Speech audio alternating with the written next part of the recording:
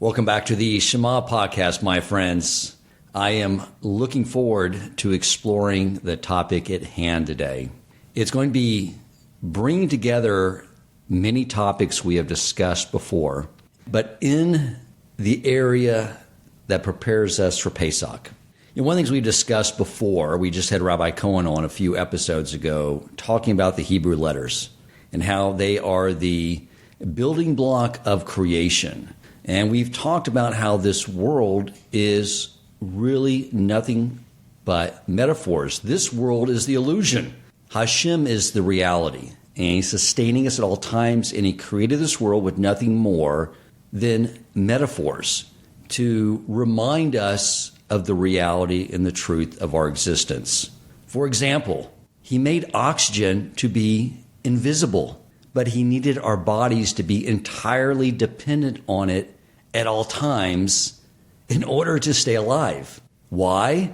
Because He wanted us to continually remember that although we can't see Him, He is keeping us alive at all times. He created sunlight and darkness, daytime and nighttime, to remind us that He's always there, but sometimes He's concealed from us in order to help us appreciate and understand Him better before the world turns again for us and we see His revelation in our lives and throughout the history of the Jewish people. But there's something else I want to get into. There's a lot of symbolism in Judaism. At the Shabbos table, I learned early on that we cover the challah before we say Kiddush over the wine to be sensitive to the feelings of the challah. The bread normally gets precedence in the bracha. And now we're giving precedence over the bracha, over the wine. We have to be sensitive to it. So we cover it up so it can't hear us. It's to teach us to be, if we're sensitive to a loaf of bread, then of course we'll be more sensitive to our fellow human being. But there's something else we do at the Shabbos table. After we say the bracha on the challah, we slice it up, we pour salt on the cutting board, and we take the challah and we blot it over the salt. And someone asked me why we do that, and I told them what Rabbi Cohen taught me is that salt has the attribute of din, judgment, and challah has the attribute of where material blessings come into this world. And I realized the person I was speaking to thought I was being symbolic, but that's not at all the case. What Rabbi Cohen taught me is, as he was discussing about the Hebrew letters and the Hebrew words are all building blocks of creation, that salt actually does have within its construct din, judgment, and challah, which is why it was in the temple, is because that is in its construct where material blessings come to this world. So when we take the challah and we dab it on the salt, when we blot it on the salt, we are actually compressing judgment in order to allow those material blessings in the world. It's not symbolic. We're actually doing something that is changing the fabric of the world that we live in. And I was listening this week to Rabbi Wohlgelernter, and I realized I need to get him back on the podcast. I forget. I get to learn from him all the time, but I need to share him with all of you as well.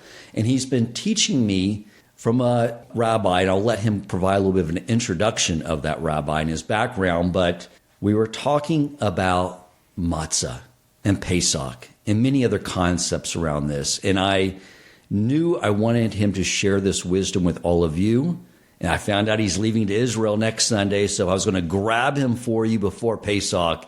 I had to get him in here today. So I'm excited to bring on Rabbi Wohlgelernter and share some fascinating concepts that we can contemplate and really springboard our Pesach for greater growth throughout the next year. Welcome to the Shema Podcast, the podcast for the perplexed, where Torah insights intertwined through personal stories as well as interviews with leading Torah scholars demonstrate the empowering qualities of Torah and mitzvot.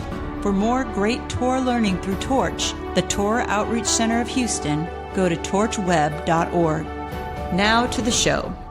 Rabbi Wohlgelernter, thanks for coming on the show. Amazing. Thank you. Thank you so much. It's been a while, so I'm happy that we got to sit down again especially right before Pesach, because this is the time of year. I don't know if you've noticed. I've noticed about myself. It's like I come alive, especially this time of the year. It's just special. Pesach is so much the foundation of everything that we believe in and that we learn the rest of the year is emphasized on Pesach, and we can really set like the foundation of our whole year from Pesach.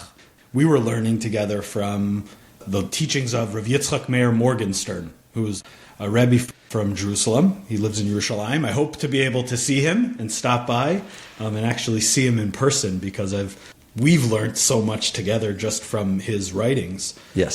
Thank him for me. I will bring him the love all the way from Houston. Yes, for sure. 100%. I've actually sent a message to him through a student of his, and the message was that he should just know that his teachings have reached to the four corners of the world, including our little corner of Houston.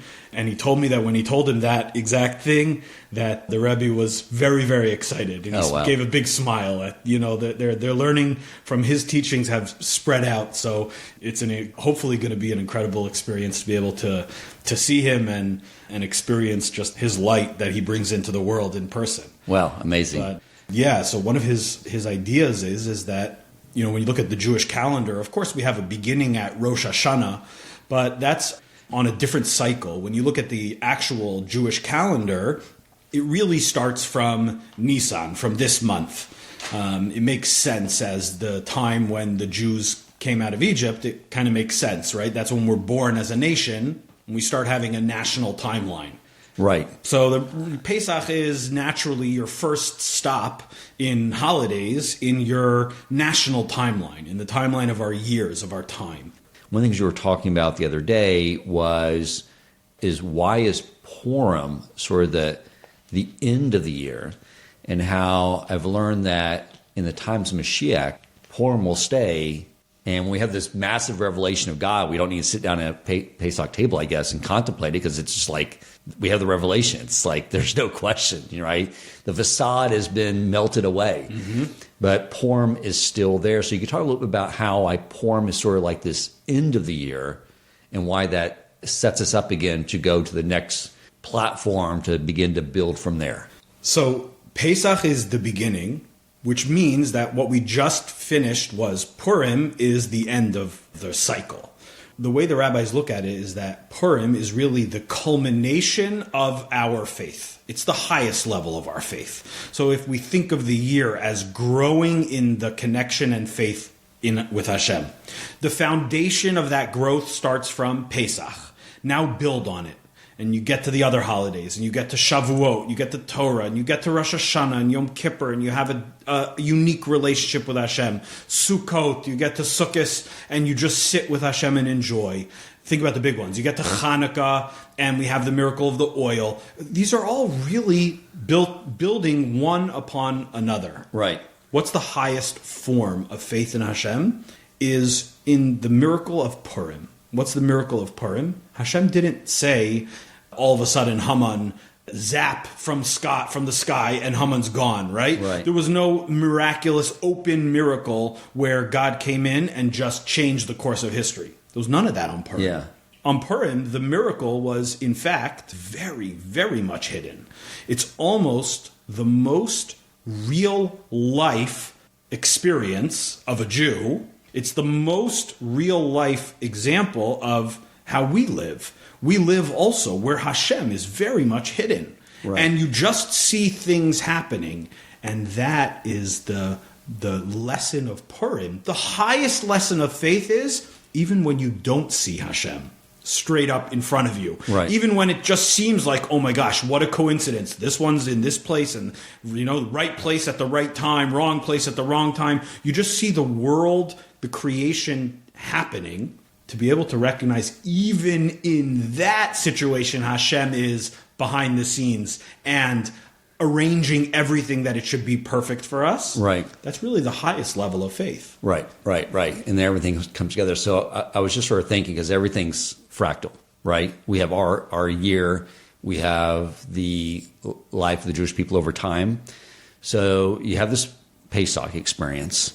Then you have, of course, getting the Torah. And then we have the Rosh Hashanah, Yom Kippur, Sukkot, all that. And then what happens? We go into winter. Yeah. Right? And it's basically, what is all that representing between after all that happens, we go into winter all the way through Hanukkah and Purim. It's not only going into exile, but it's going to exile with the Greeks and then going to exile with the Babylonians. And the depth of exile. The depth of as exile. it gets worse and worse, right? Right, exactly. The further on in exile you are, the darker it gets. The right. more hidden Hashem's reality becomes. Right, which is why Purim makes sense that will exist because when we can't see him anywhere, things get bleak during the war of Gog and Magog, and all of a sudden, boom, you see Hashem's been controlling everything, and then we have this immense joy. That's when we're there. That's when we're at the level, and then we just keep celebrating that type of thing that he was there the whole time. That's exactly right. And that's amazing. If someone listens to your podcasts and learns about the cycle of the year, then the main point that Rav Itchemeyer was pointing out was, when we were studying that, the main point is that if you are living this cycle, then by the time you get to Purim, you're on a whole different level than you started the year.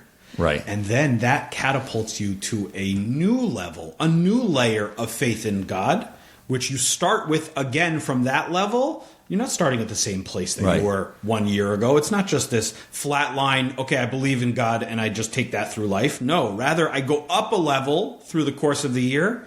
Now I'm a different person. Now I come to Pesach and I can look at it as a different person. Right. A person should never say, it's important, a person should never say, last Pesach, I got through Pesach, I ate the matzah and I didn't think about any of these things and I'm fine. Right? Maybe I got some inspiration from something or very minimal. A person should never be limited by their past experiences of the holidays. In fact, every time we come about to a holiday, we really have to re-examine it, re-examine the themes and the elements. So you do some reading before the holiday and you come in as a completely different person. Right. And then you just grow in levels of faith of God, levels of faith. You believe more, you understand more, you experience more, and then changes your life. Right. Your life is different. Right, You interact with the world around you in a different way. You interact with your challenges in a different way. That's what Pesach's meant to do.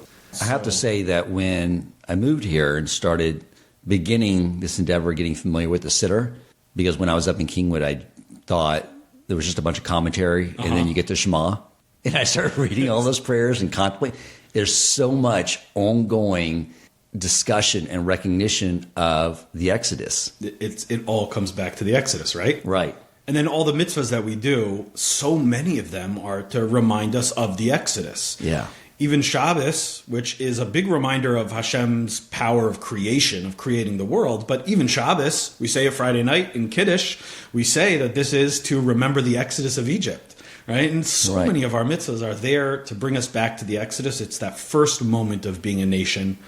And I'm not exaggerating or using the wrong words if I say everything comes down to the Exodus from Egypt. Everything. Right. Everything in Judaism comes down to that. It's a sign-off on the Shema. It's exactly. Exactly. That's why I think like the Shema is like a contract. It's not yours truly, the creator of the universe. It's I'm Hashem your God who took you out of the land of Egypt. Like that's my stamp. That's how we have a relationship. And that's why we're intertwined together. Yes. I heard an insight about that, actually. It's stuck in my head. Sometimes we live in a world with so much information and little blips of Torah are flying across our WhatsApp and computer and emails, and you hear a class here, but sometimes something really resonates. It just sticks in your head. You don't even have to work on it to just stick in there. But I was learning with Danny Cutler. This is almost 3 years ago. Okay, it's still in my head. I still think about it daily. At the end of Shema, when we say exactly that line, when we say, I am Hashem who took you out of Egypt, I am Hashem. And so he taught from one of the Lubavitcher Rebbes, he taught that what we're meant to recognize at that moment is, I am Hashem who took you out of Egypt. I am that same exact Hashem, with that same exact power, with that same exact ability, I am your Hashem. So in your life, you have the same Hashem that did this big miraculous thing and took the Jews out of Egypt with a strong hand and an outstretched arm and the miracles and all that stuff that was all the revelation at that time, all that clarity at that time. I am that Hashem for you on a random Tuesday in April, in March, right? Exactly. I am that Hashem. It was so powerful. Like to think about that as you say it is like, wow. That's the Hashem that I'm building a relationship with, is that all-powerful being that is present in my life and very much a part of my life. It's like it was such a deep thought. I don't know. Yes, now that you mentioned Shema, and it's what Hashem wants us to be so cognizant of. He does not want us to forget that in this final exile. Exactly. 100. We need it. We need that. We need that recognition in order to get through this, because it's been a couple of years. It's been a long time, and it's been hard. It's, we're blessed to live in we have a lot of things that our ancestors didn't have. We probably have the best situation of any period of Jewish history when it comes to the fact that we're free in most of the world to practice our religion. We have the very easy ability to choose, follow Hashem and the Torah, and to choose that type of lifestyle. And we're blessed. We have that very easy. But on the other hand, for some reason, at the same time that it's so easy, there are so many people being lost and choosing not to step into Judaism and not to find out more about their Judaism, about their own heritage, about what links them to Abraham, Isaac, Jacob, and their grandparents and their great-grandparents. And so, it's a huge test. It is. It was much easier to be from and connected to the Jewish people when the rest of the world hated you and blocked you in a ghetto together. Yes. And now we're seeing what the result of giving human being the full ability to choose, right? You're free to choose left or right, do your thing, whatever you want. There's no one forcing you either direction. And we're seeing so clear that the human condition is one that is programmed sort of to choose not, right? We're programmed. We have that inside of us. Call it the evil inclination, call it whatever you want. But we have that power inside of us that tends to be a constant force pulling us away. Yes, but I will say, even though our generation is, I know nothing compared to the last generation, so on and so forth, even in this huge test where we have all these modern conveniences and people are accepting of Jews for the most part. I mean, here's some stuff here and there, but quite frankly, last week I did a podcast with David Goldman. We were talking about being from the business world, and we were talking about like it's so much easier now. Because when you come in and say, like, I need to take off for these holidays, corporations are pretty sensitive to it, right? So it's a big test because it's easy to say, oh, well, I'll just join them. But at the same time, to give some credit to our generation, look at and honestly, I don't know if it's our credit, it's Hashem, but look at the sheer number of Baal Teshuvas and converts coming forward. I mean, it's crazy whenever I hear numbers. Like when Rabbi Yacobian was saying, like, every best in this country is overwhelmed with people wanting to convert. Yeah. I mean, so something is stirring us awake, probably because we've done this world before. We have a little more vigor this time. Like, this is the last chance. Let's get it right. Yeah. That's driving us to seize this opportunity and say, hey, we can do both ways. They both look comfortable, but we're going to go. Or even the Jewish way is a little more challenging. We're going to go that route. Yeah, 100%. 100%. We have to take a lot of credit. Rab Moshe Weinberger calls us, we're the paratrooper generation, right? So the paratroopers are not dropped and then they march towards enemy lines, but rather they're dropped behind enemy lines. That's where we are, right? Yes. We're trying to outflank all the challenges. And so we are literally the generation that has been chosen to be dropped. We're the best chance of bringing Mashiach rests with us, which is incredible. It's incredible to think about it. Yes, we deserve a lot of credit for going behind enemy lines and being willing to fight there in that place behind enemy lines, engage with the evil inclination, engage with evil in general, and be able to fight against it. So, all these things really, all these things come back to Pesach. This is all the lessons of Pesach and the exodus of Egypt, leaving Mitzrayim. It is the, contained within the exodus of Egypt, the challenge of Egypt, the Egypt experience, and the exodus, contained within that is all future challenging situations and the ability to get out of those situations. Right. It gives us not only from a level of giving us the confidence that we have a Hashem who's got our back, right? And Hashem, on some level, has chosen our people to be his representatives in the world. And therefore, we're part of this epic mission. We're part of this long chain of people charged with, in this epic charge to continue to bring Hashem into the world. It gives us the confidence to be able to do it.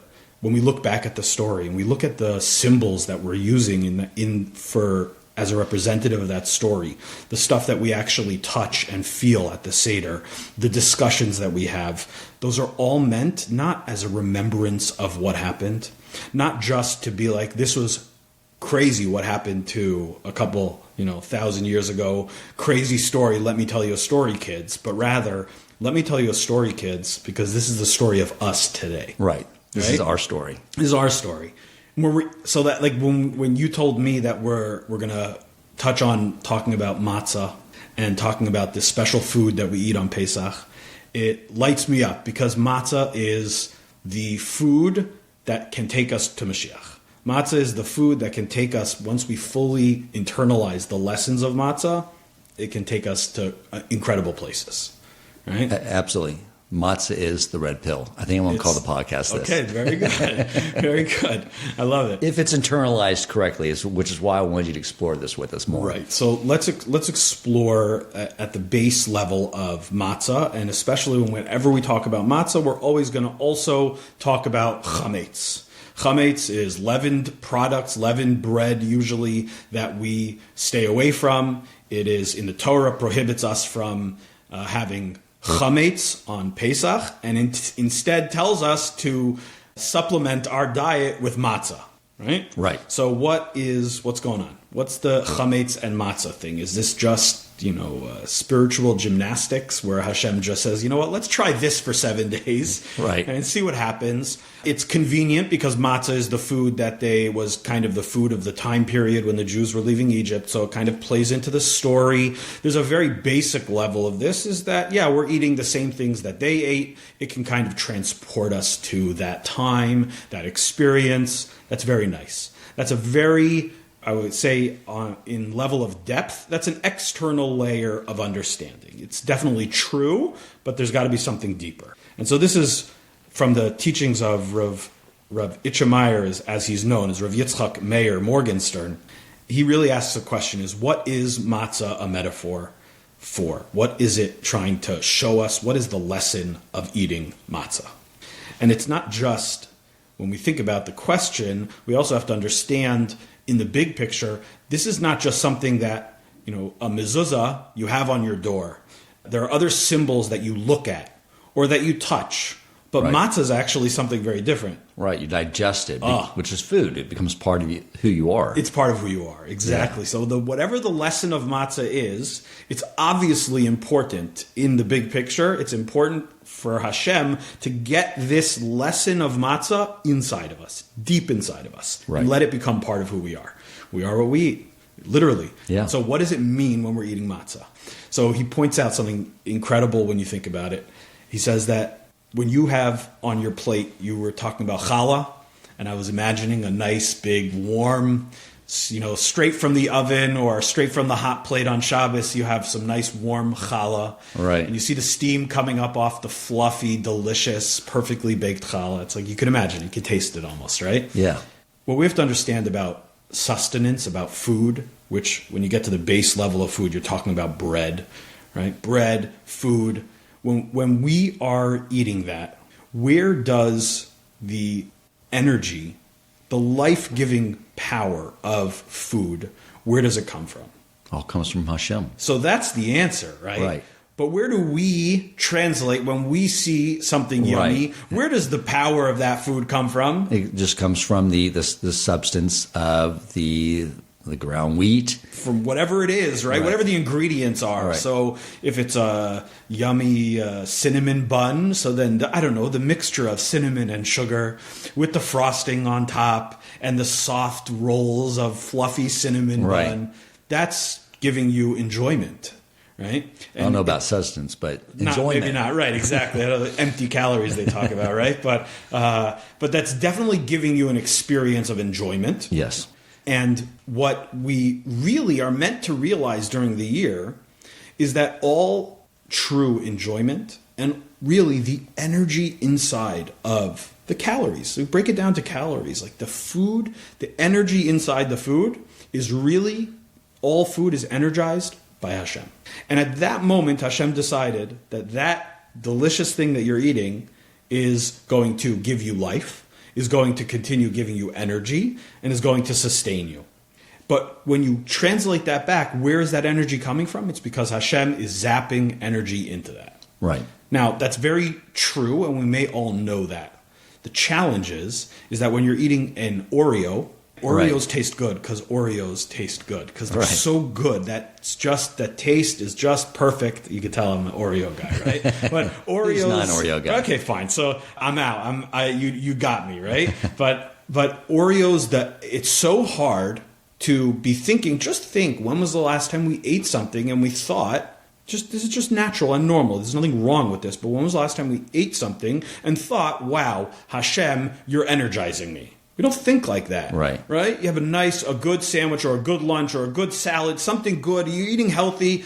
You're thinking this food is so incredible that it has superfoods, right? Superfoods. I just thought of this, right? Superfoods. It's like the food itself is super. There is something incredible inside of this berry that gives you energy for the whole day. You eat a couple of them and they fill you up and give you energy. Right. But it's very hard to translate that in our normal eating patterns. Very hard to translate that back to Hashem, to the real life force and energy inside of everything. Right. That's our normal challenge during the year. Comes Pesach and Hashem says, you know what? Pull all that away. I want you to pull all those ingredients out of what you eat. Pull all real physical enjoyment that when it comes to taste buds and deliciousness, pull all that away.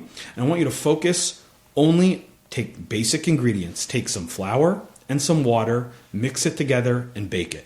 And do that before it rises. We'll talk about that in a second, right? About the physical reality of something rising. But Hashem says, just take the ingredients and eat that. And the Zohar says that the matzah is a totally different type of food. The matzah is called nama d'mehemenusa. It means the bread of Emunah, the bread of faith. So what does the bread of faith mean? The bread that allows you, without any layers or constriction or veils between you and Hashem, it allows you to connect to Hashem. It makes sense because when you were talking about how food provides the sustenance and provides all this pleasure to us, which Hashem wants us to enjoy, but at the same time, all that is really just a layer of concealment of Him. Good. Because the real pleasure is Hashem. That's what we're searching for. He just allows us to, but he conceals it a little bit to where we can get fooled and think that the pleasure is coming from the Oreo cookie and that not the real source of pleasure. So Emunah, it's stripping that away so we can just spend a week focusing on you're the source of all pleasure. Exactly. That is your first layer of understanding in the Chametz and Matzah, is that Chametz means Hashem hidden in the creation, and Matzah is really Hashem revealed within the creation, within something physical, within eating, food, bread, sustenance. Within that, Hashem, the ability to connect to Hashem through Matzah is a very different experience than our regular eating during the year. So what does the evil inclination do when we're eating matzah? What does he try to do? He tries to tell us that, this is really crummy excuse. Sorry for the pun, right? Yeah. This is a really sad excuse for bread. And he tells us, this year it was really stale, or the matzah was gross, the taste was just off. Yeah. Every bite is costing me $2 or $3.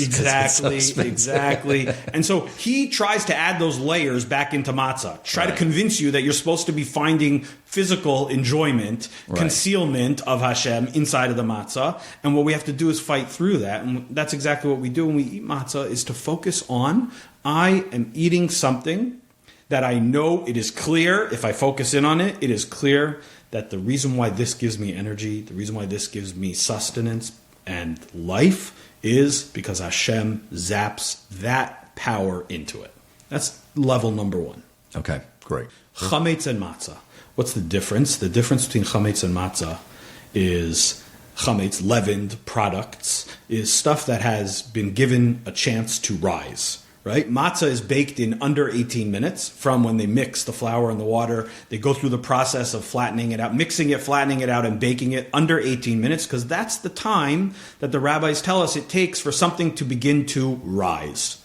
Now, rising, right? You ever watched a challah dough rise? It's incredible. It's like a very weird thing to see. Just flour and water mixed together, put some yeast in there to make it go faster. Yeah. And then all of a sudden it just starts growing, right? Right. There's a kid's book about a challah that grew to take up the whole house because they left it there in the bowl for too long. But that's what I imagine, this challah, this dough rising and having a height to it and really taking up more space. Right.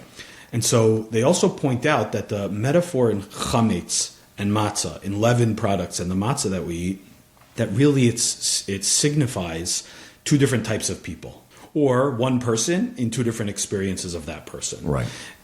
What are these two elements? Chametz, leavened products, stuff that rose, is a person who is has an attitude in their life that they themselves take up a lot of space, right? So it doesn't just mean the extra pounds that they put on after Pesach, right? Not taking up space that way, but in their heart, they feel like they are very super important. They are, in fact, probably the center of their own universe. Right. And their needs and wants are the most important thing. If you want to whittle it down to one word, it's having a certain attitude of arrogance when it comes to interacting with the rest of the world. That is the symbol of chametz. Right. That's leavened products, and it makes a lot of sense. You put ingredients together. We have a human being, let's say, right. And then allow that human being to go and take up more space, to rise, to have a height to them. Right. Right? They're taking up more space. Well, when you take up more space, there's very little room for others. There's very little room for anything else. Right. Right? An arrogant person, a person you see these people, right? Well, let's say it in a positive way. The nicest people are the people that don't only think about themselves. And when you get in the grocery line, even though they have a full cart and you have a couple things, what do they say to you? Go ahead, you only have a couple things. That's the greatest experience, is to see someone with humility, someone who understands their place in the big picture of things. As opposed to the guy that's like, I'm in a rush, can I get in front of you? And you're like, whoa, I'm also in a rush, right? And there's people that just disregard for the people around them. That's sort of the chametz metaphor. This person that is acting in an arrogant way and is taking up more space. Right. Matzah is the exact opposite. Matzah is this little, low, flat cracker. It has the elements of flour, and it has the elements of water, and they're mixed together, but it's happy. Matzah is, so to speak, the person who's happy just being themselves, and as opposed to taking up more room. It's a person who lives with humility, who understands that in order to have Hashem in their lives, they need to create the space for Hashem, which means that their whole day can't be centered around their wants and needs, but rather, how do I fit into the big picture? Right. What's my purpose here? What's my role? That takes a certain amount of humility. It takes a certain amount of being self-aware, but it also humility to make space for Hashem. I always go back and forth on this. You have these days where you feel good about what you're accomplishing with work, you're getting things done, and one of the verses in the morning prayers that really love contemplating, and the part that I thought was just a bunch of commentary 2 years ago, it was talking about, what are we? Like, if you took your guidance and your care for us away, I'd be nothing. And just to recognize that yeah, I should feel good about things I'm accomplishing, but I'm not accomplishing it really. It's Hashem's helped me accomplish it, and it moves to gratitude that Hashem is giving that to you. Good. Hashem gives me the power to do it. Right. And that's really how this ties back to what we were talking about before, is that chametz is easy to say it's the food that's giving me power. It's the same attitude that a person has when he says, I'm the one who's accomplishing. Right? As opposed to matzah, which you see clearly it's Hashem energizing everything. That's really the attitude that we have to have when we go about our daily lives. That place come to service of Hashem and to come to interacting with the world around us from a place of humility, from a place that allows room for others and especially allows room for Hashem. And that is really at the core of why we're taking this matzah and putting it inside of our body. Is because the element that I want to become a part of me is this exact thing, is to be simple. to serve Hashem in a simple way. And it doesn't mean simple stupid. It means simple. It means uncomplicated. It means Hashem said I should do this, and I do it. And I explore, and I study, and I read, and I understand, and I lead my life in one step in front of the other. Every step, I'm trying to come closer to Hashem. Right? That's the simple ingredients and nature of matzah. There's something hidden in the word also. There's a couple things hidden in the word. Okay. The rabbis tell us this is awesome. If you look at the letters of bread, you know what bread is meant to tell you? All bread is meant to tell you. The letters are lamed, ches, mem, lechem. Lechem is the word for bread in Hebrew. Okay. The letters of lechem in numerical value equal 78. 78 is also 3 times the name of Hashem. That is a yud, a hey, a vav, and a hey. Like we see the name of Hashem as it's written. We don't say it that way. We say Adonai in this world, where we are in our current iteration. We say we don't actually read this word, but this is the name of Hashem. It's a yud and a hey and a vav and a hey, which is 26.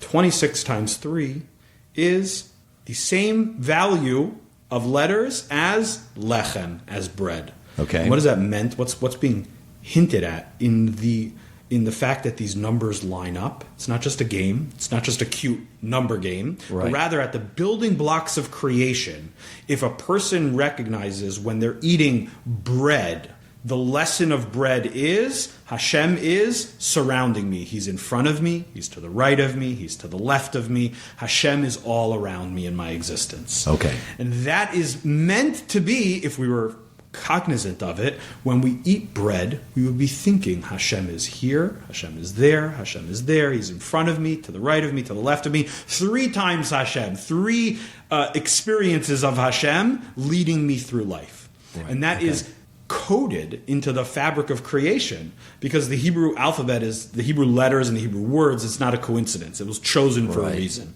The numbers line up because that's at the building blocks of creation. That's the reality of bread. The reality of bread is, I hope you get this message. Now, during the year, it's very hard to get that message, like we talked about. The ingredients, the yumminess, the fluffiness can get in the way. On Pesach is the perfect time to be very conscious of when we eat, to be very conscious of Hashem's life force, the life force that Hashem is putting into this thing that I'm eating. Okay. And that's what we're meant to be thinking when we eat matzah.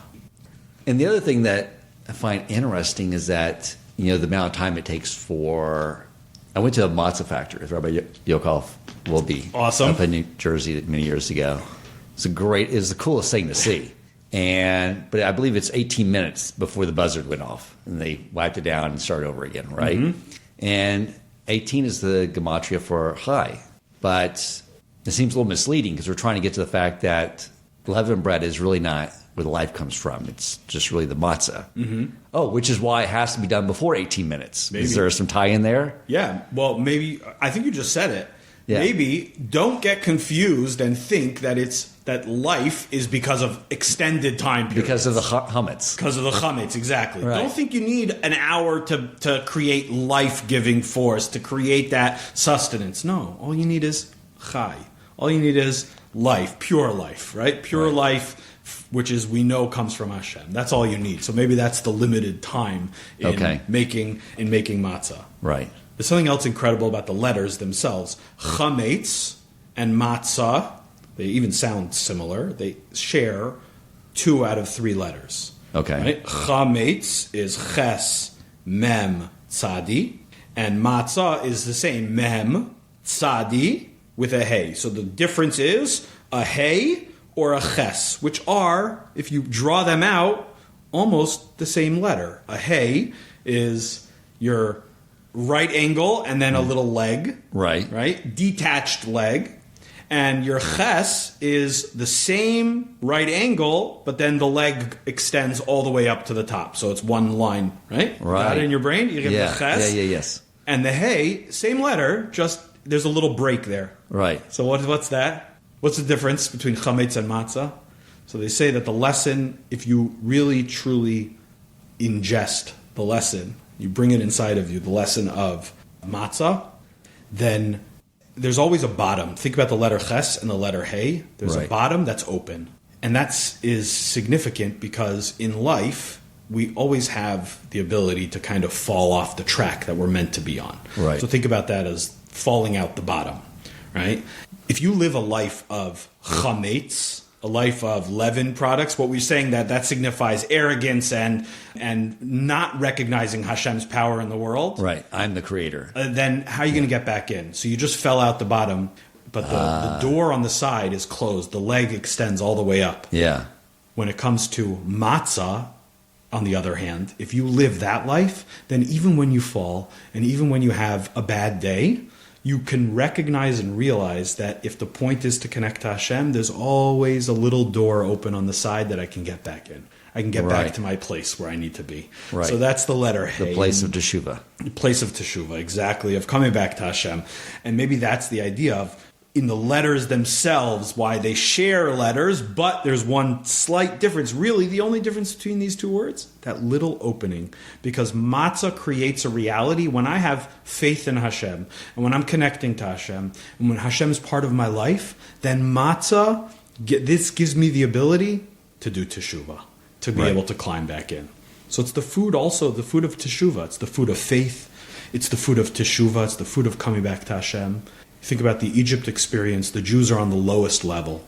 We say that on the 49th level of impurity. They did not look good. The future was bleak. It was not a good time for the Jews. Right. After so many years of slavery, we had been beaten down. We had no ability even to call out to Hashem, to even use our power of speech, to pray, to talk to Hashem. Our relationship with Hashem was lacking. So much lacking that we're on the 49th level, which is 50 levels out. Once you get to minus 50, it's the end. Disappear. We're on level minus 49. And what kept us from dropping into the 50th level? That's part of the reason why Hashem had to take us out quickly, is because there was no backstop, right? Is because once you get to level minus 49, getting to level minus 50 is very easy to fall there. Right. Very easy to fall into that.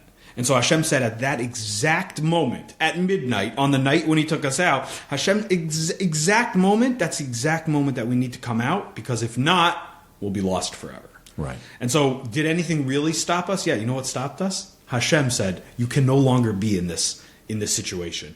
I have to take you out. You're my nation. Let's go get the Torah.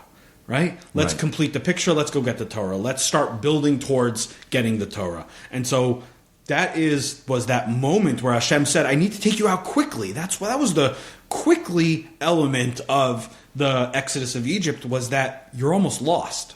Right. You're almost disappearing. And so I got to get you out.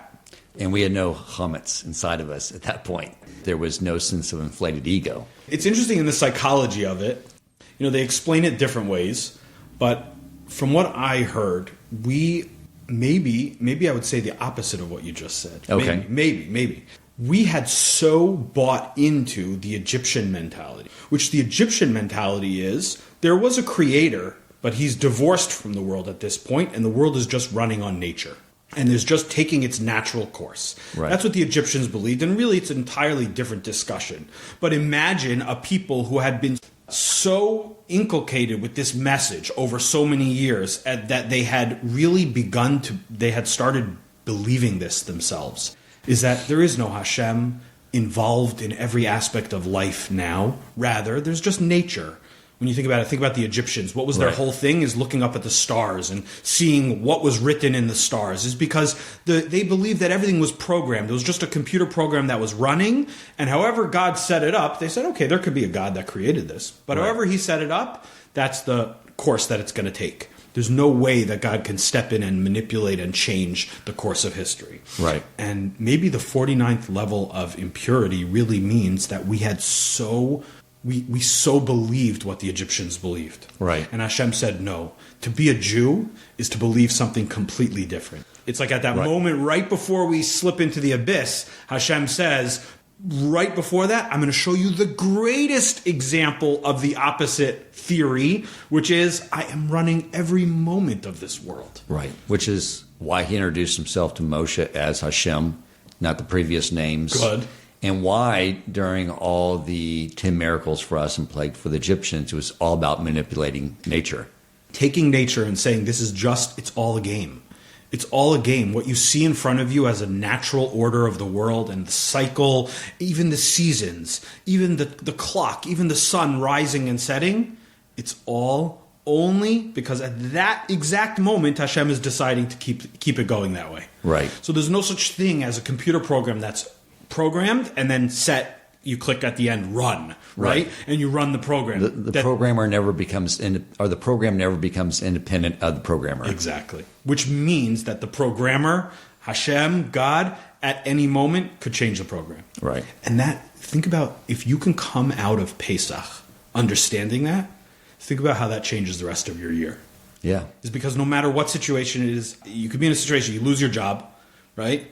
And there's no future. It's like, what do I do? You can't see any logical way how things are going to get better because we're stuck in the pre-Pesach, pre-Exodus mindset that Hashem doesn't control nature. Exactly. And that we're just succumb to the world at large. And he wants us to remember that, no, I control everything. You may not be able to see how I'll get you out of this, but I will get you out of this. But I'm right here with you. Right. Exactly. I'm right here with you. I am. With every step, I can change the course of history. I can change your life. I can get you out of anything if you'll only create a relationship with me, right? If you'll only turn towards me a very little step. Think about what the Jews did in Egypt. What did they do? They took a sheep. Uh-huh. They tied it to their doorpost. They slaughtered it. They spread the blood. That's all they had going for them. Very little mitzvah, right? It was eventually becomes the Paschal Lamb, the Karban Pesach. Okay, right. That's great. That's awesome. But they had very little going for them. But that's all Hashem wants. Hashem wants, take a tiny little step. Take a tiny little step towards me. I can change everything for you. Right. You know, when you were talking about Chametz, and I always sort of spend a lot of time thinking about this whole thing of who is me? Like, what is my value actually if Hashem's actually anything I've sort of so-called accomplished came from him? And just recognizing it should be just an attitude of being thankful, not taking credit for it. But then what do we actually accomplish? But back to what you just said was I did a episode many years ago with Rabbi Busco that called Who is the Me? Because I always felt like we're a neshama in a body. And I said, but I was saying the Modeh Ani, and I was like, thank you for returning my soul to my body. Shouldn't I be saying, thank you, Hashem, for putting me back in this body? But then I thought, well, I understand when I understand the neshama is saying, why are you putting me back in this body? I have to live with this guy again? And what he basically said was we're both. What defines us is when we choose him and our neshama over the body. So basically what our value is that we're creating is in each and every moment, are we choosing Hashem or not choosing Hashem? Then it was he gave us a choice, the Pesach lamb. In every mitzvah, it's all physical now, like Danny Cutler's was talking about yesterday, right? It all comes down all to... the mitzvah are physical because it's all about every little choice we make. It's Shabbos. I'm not turning light switch on, right? Or whatever it may be. It's all series of individual choices to choose Hashem. And it's all, our mission is to be both a soul with a body, right, and to choose Hashem. Right. Right? To exist in creation, in the reality of creation, which is many, many layers of creation hide Hashem. And to be able to find the rays of sunlight poking through the darkness of creation, to be able to find those. Not only to be able to find them in others, but to be able to be the one to bring more light into the world. Right. To bring more, we always say this, right? Be the one to bring more Hashem into the world. And that's an internal mission. That's something that we can do in our minds and in our hearts when we start thinking the right way and we start having the correct emotions and the correct emotional connection to Hashem. But it's also something that changes, that is our mission in interacting with the world around us. It's exactly that. That's what my mother, I think I've told you this before. My mother, the number one important thing for her before we left the house as a family was, guys, let's make a Kiddush Hashem. Right. Let's be out there in the world and sanctify God's name in the world. Because you can imagine a couple blonde kids with yarmulkes, right, in a supermarket. And right before we went in, it was always, guys, let's make a Kiddush Hashem. Let's bring more Hashem into the world. Because when people see how you act and how you interact with them, this is true in the business world. It's true in the supermarket. It's true about the thoughts that we have that other people in our synagogue have about us. It's every interaction, every human interaction that we have. Right. It is true that we are on a mission. Our mission is to bring more Hashem into the world in that interaction.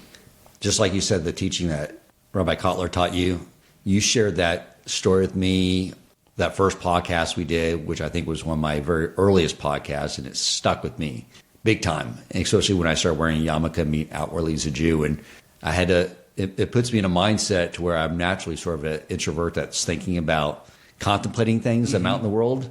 And it reminds me like, nope, this is showtime. You're representing Hashem, the Jewish people. You got to like be cognizant of who's around you, smile, be courteous, respectful. Exactly. That's our mission. And that's, when we understand that we have a mission, we understand there's a bigger picture. That is exactly the lesson that we're meant to be taking from Pesach, from eating matzah, right? This is the lesson. This is it. Let me ask you one more question. I can't remember where it came up, but you talked about a mother holding her baby, and then you started talking about traffic. Was that from the book you were reading? Yes. Okay. Yes. It's actually a verse. It talks about like a baby in its mother's arms. And this is in the Torah? I'm pretty sure it's in Psalms. Okay. But I would not bet money on it. So. Okay.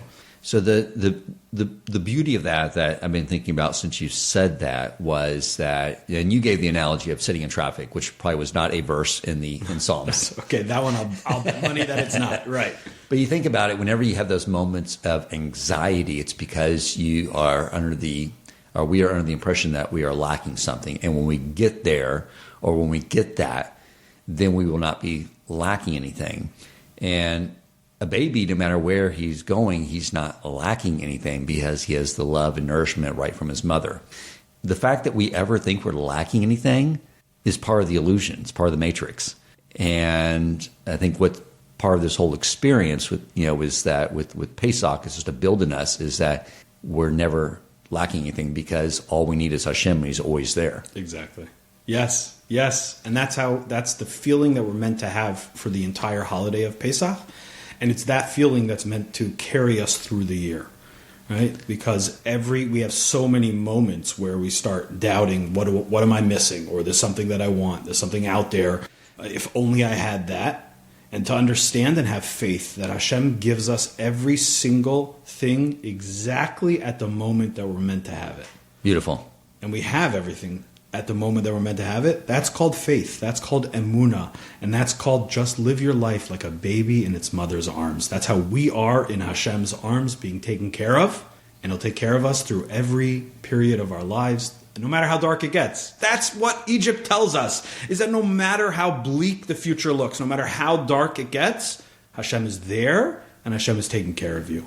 That's Pesach. Beautiful. And we went from the bleakest period in Jewish history to the most incredible period in Jewish history where we were standing at Mount Sinai. Exactly. Beautiful. Rabbi, appreciate you so much. Thank you. Glad you came back on again. I need to get you on here more. I know the audience adores you as much as I do. Maybe not as much as I do, but... Thank you, Dan. Thank you very, very much. If you enjoyed this episode, please consider supporting Torch so they can continue to spread Torah wisdom to the world by making a donation at torchweb.org and clicking donate in the top right corner of the page. And if you would like to get in contact with our host with comments, suggestions for future topics of learning, or questions for him or his guest rabbis, you may email him at president@torchweb.org.